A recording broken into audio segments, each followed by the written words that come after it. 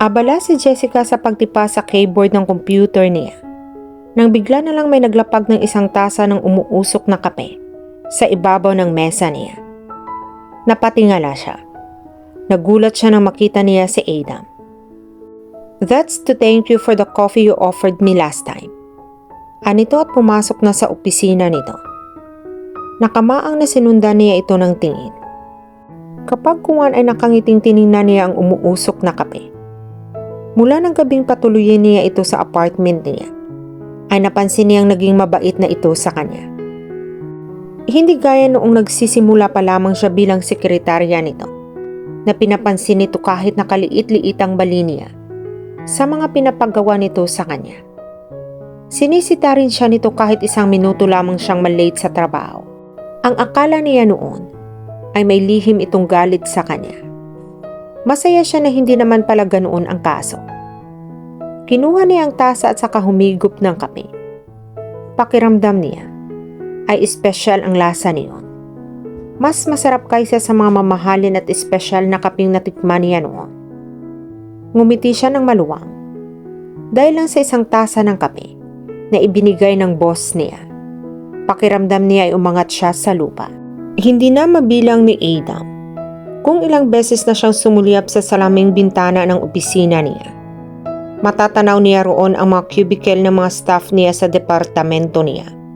Particular na si Jessica, na nakapwesto sa cubicle na pinakamalapit sa opisina niya. Abala ito sa pagtipa sa keyboard ng computer nito. Seryoso ang mukha. Hindi niya maiwasang mapangiti habang pinagmamasdan ito. Noong una, ay hindi niya maintindihan ang sarili kung bakit aliw na aliw siya rito at kung bakit palagi niya itong gustong makita. Tuwing kasama niya ito, parang gusto niya itong hapitin palapit sa kanya. Tulad na lamang noong unang pagkakataon na magkasama silang nag-overnight. Ipinagtimpla siya nito ng kape at tinulungan sa ginagawa niya. He found her actions and words heartwarming. Nang ihatid niya ito sa apartment nito at alukin siyang pumasok muna upang magkape, he was really happy. Pakiramdam niya, kahit paano ay pumayag na itong maging bahagi siya ng buhay nito, hindi lang bilang boss nito. Something he's always wanted to be, ever since he first met her. Except he didn't have the chance, because she was gone before he woke up. Noong nasa loob pa siya ng apartment nito, ay hindi niya maiwasang makaramdam ng kakaibang kapanatagan. Bawat sulok ng bahay nito ay may bahid nito. He even smelled her paint scent inside her house, and he found it intoxicating. Bigla ay na-realize niya ang dahilan kung bakit palaging gusto niya itong makasama. There was something in her that was very homey tulad ng bahay nito. Kapag nakikita niya ito, nagiging komportable at panatag siya.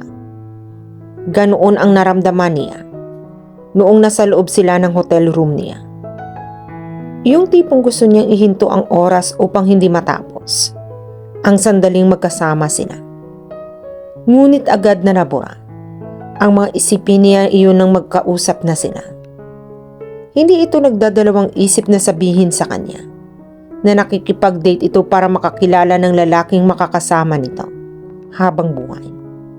Sa umpisa, ay napahanga siya sa conviction nito. Nahanapin ang kaligayahan nito. Ito pa na ang babaeng nakilala niya na ganoon kadeterminado. Hindi ito tulad ng iba na nagpapatumpik-tumpik at naghihintay lamang ng magiging kapalaran nito. Habang nagsasalita ito, parang gusto niyang sabihin dito na tapos na ang paghahanap nito. That he was more than willing to be the man she's been looking for. But his heart sank when she told him about her ideal man. Sure, pasado siya sa halos lahat ng sinabi nito. Ngunit bagsak siya sa isang bagay na sa tingin niya ay pinakamahalaga para dito. Mas gusto raw nito ng lalaking mas matanda rito. Kahit kailan, ay hindi siya naging insecure sa edad niya. Ngayon lang. And why? Did one's age matter so much to a woman anyway? It was just a number. For God's sake. Hindi naman sukatan ng pagkalalaki at abilidad ang edad. Gusto niya itong sabihin dito ng gabing iyon, ngunit pinigilan niya ang kanyang sarili. Mahirap na. Baka mahalata nito na sensitive siya sa issue ng age difference nila. After all, halata naman wala itong interes sa kanya dahil kung mayroon, hindi ito magkukwento ng ganoon sa kanya. Napailing siya. Hindi siya makapaniwala na darating ang panahong mamumroblema siya ng ganoon. Sa buong buhay niya, ay hindi niya naging problema ang babae. Nakita niyang tumayo na ang ilang mga empleyado. Tiningnan niya ang kanyang relo. Lunchtime na pala. Nang muli siyang mapatingin kay Jessica, may nakaupo itong isang babaeng empleyado. Tumayo siya at nagtungo sa pinto. Yayayain niya itong mananghalingan. Bahagya pa lang niyang nabuksan ang pinto nang matigilan siya nang marinig niyang pag-uusap ng mga ito. Jessica, free ka ba mamayang gabi? Tanong ng babaeng empleyado na hindi niya matandaan ang pangalan nito. Oo, bakit? Tanong ni Jessica. Natatandaan mo iyong ikwento ko sa iyo na dati ng pinsan kong engineer. Yung palaging na-assign sa malayong lugar at pinag-iisipan ng pumermerito sa Maynila. Ay oo, si Michael ang pangalan niya, hindi ba? Tanong ni Jessica rito. Oo siya nga. Nasa Maynila na siya ngayon. Naikwento kita sa kanya at saka naipakita ko sa kanya ang pictures natin nung lumabas tayo minsan. He's obviously interested in you. Gusto ka niyang makilala. Gusto mo bang makipag-date sa kanya mamayang gabi?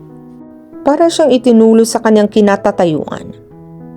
Anong klaseng kaibigan ito? At ibinubuyo si Jessica sa kung sino. Mamayang gabi na? Teka lang, hindi ako sure kung gusto kong makipag-date mamaya. Bahagya siyang napangiti sa isinagot ni Jessica. Naku girl, you have to go. Super good catch si Michael. Promise, magugustuhan mo siya. He's exactly your ideal man. Pangungumbinsi ni Winona kay Jessica. Sige na nga. Pagkakuan ay pagpayag ni Jessica. Nawala ang ngiti niya at biglang nagprotesta ang kalooban niya. Tuluyan na niyang binuksan ang pinto. Sabay na lumingon ang mga ito sa kanya. Tila bantulot na binati siya ni Winona. Pagkatapos ay nagpaalam ito kay Jessica at mabilis na umalis. Tumayo si Jessica at nakangiting humarap sa kanya. Magla-lunch ka na ba? Kung hindi niya narinig ang pagkikipag-usap nito kay Winona, baka natuwa siya sa tanong nito. Kaya lang ay nasira ang mood niya. Yes. Walang iting sagot niya. Naglakad na siya palayo rito. Nakakailang hakbang pa lamang siya nang huminto siya at lumingon dito. By the way, marami tayong gagawing trabaho mamaya. Mag-o-overtime tayo. Bumakas ang pagkabigla sa mukha nito. Do you have any problem with that? Tanong niya rito. Wala ho, sir. Tila alanganing sagot nito. Good. Mag-o-overtime din tayo bukas at sa mga susunod pang mga araw. Kaya kung ako sa iyo, hindi ako mag-schedule ng kahit ano sa gabi. Pagkasabi niyon, ay tinalikuran na niya ito. Hindi niya hayaang makipag-date ito sa kahit kung sino-sino. Pakiramdam ni Jessica ay malapit nang mamuti ang buhok niya sa sobrang inis. Akala niya ay okay na ang lahat sa pagitan nila ni Adam.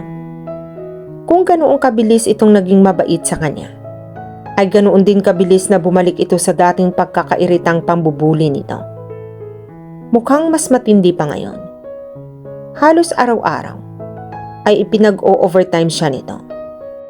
Hindi siya makakahanap ng tiyempo upang magprotesta rito Nasira ang plano niyang makipag-date sa pinsan ng isang katrabaho niya at hindi niya masabi rito kung kailan siya po pwede dahil hindi niya alam kung kailan siya makakauwi ng maaga. Bukod doon, ay naging masyadong metikulyoso si Adam sa lahat ng ginagawa niya. Pati font ng report niya ay pinapapalitan nito, samantalang ayos rito ang dati niyang ginagawa. Mas madalas itong humihingi ng kape, samantalang dati ay hindi naman ito mukhang mahilig sa kape. Parang itong bata na araw-araw na lang ay nang iinis sa kanya. Napukaw ang pag-iisip niya nang marinig niya na nag-hum si Letty habang naglalakad sila patungo sa cafeteria upang mananghalian. Kababalik lang nito mula sa 3 araw ng pagbabakasyon. Pagkalipas ng 2 linggo, ay saka lang ulit sila magsama-samang 3. Pinagmasdan niya si Letty kumpara sa kanya. Para itong nakalutang sa ulap kung makangiti. Hindi ko alam kung matutuwa o maiinis ako dahil mukhang ang saya-saya mo, Letty. Matamlay na sabi ni Aya. I just want to go on leave too. Nafo-frustrate na sabi niya. Tumawa si Letty. Bakit, Jessica? Terror ba ang bagong boss mo? Nagtatakang tanong nito sa kanya. Itinirik niya ang kanyang mga mata. Adam Sandejas is the biggest bully I ever met in my entire life. And to think he's 4 years younger than all of us. Malapit na akong mag-resign. Mukhang nakikisimpatya si Letty sa kanya. Maya-maya ay bumaling ito kay Aya. Aya, may problema ka ba? Kumurap si Aya. Ha? Wala. Tara na ngang bumili ng pagkain. Iaya nito sa kanila na nagpatiuna ng pumasok sa cafeteria at dumiretso sa counter. Kapansin-pansin ang madalas ng pananahimik nito. Tila palagi ring lumilipad ang isip nito. Sumunod sila ni Letty rito. Pagkatapos silang bumili ng pagkain, ay umupo sila sa mesa na nasa dulo. Ang baho. Biglang bulalas ni Letty habang nakatakip ng kamay sa ilong nito. Natigilan sila ni Aya na akmang susubo sila. Anong mabaho? Nagtatakang tanong niya kay Letty. Tumingin ito sa garlic rice nila ni Aya. Umasim ang mukha nito pagkatapos tumayo. Hoy Letty, anong nangyayari sa iyo? Tanong ni Aya na tumayo rin.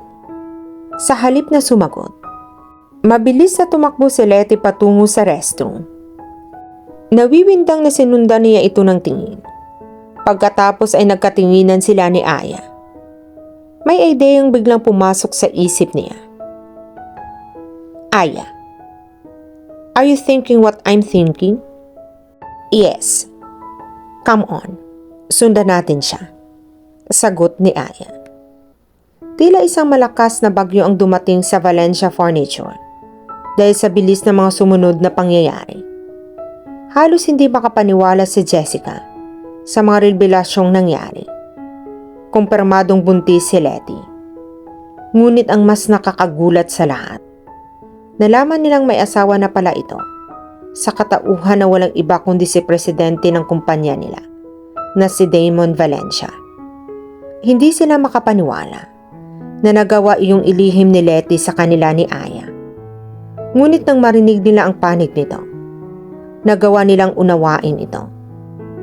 Naging malaking isyu ang nangyari kay Letty sa buong kumpanya. Kinabukasan ay nagpatawag ng emergency conference si Damon. Sa harap ng lahat ng empleyado, ay inamin nito ang tunay na sitwasyon nito at ni Letty. Maging ang tunay na nadarama nito para sa kaibigan nila. Parang pelikula, ang kwento ng pag-iibigan ng mga ito.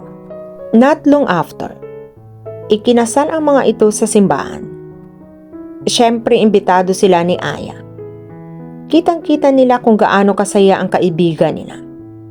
Kahit alam niyang masama ang mainggit, hindi niya maiwasang makadama ng ganoon.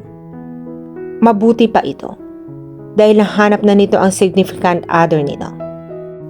A few months ago, maniniwala ka bang kapag may nagsabing mauunang mag-asawa at magkakaanak si Letty kaysa sa atin? Sagot ni Aya sa kanya habang kumakain sila ng dessert sa cafeteria. Umiling siya. Malamang ay tatawanan ko ng todo ang magsasabi noon. Tumawa si Letty. Kahit maumbok na ang tiyan nito, ay pinipilit pa rin itong pumasok. Saka na lang daw ito magma-maternity leave kapag hindi raw nito kayang magtrabaho. Makakapag-asawa rin kayo. Sigurado ako na malapit nang mangyari iyon, sabi nito sa kanila. Itinirik ni Aya ang mga mata nito. Hello? I don't even have a boyfriend. Bumuntong hininga siya. I don't even have time to date anymore. Dahil lagi na lang akong ipinag-o-overtime ng visit kong boss. Nang minsan, nagreklamo ako.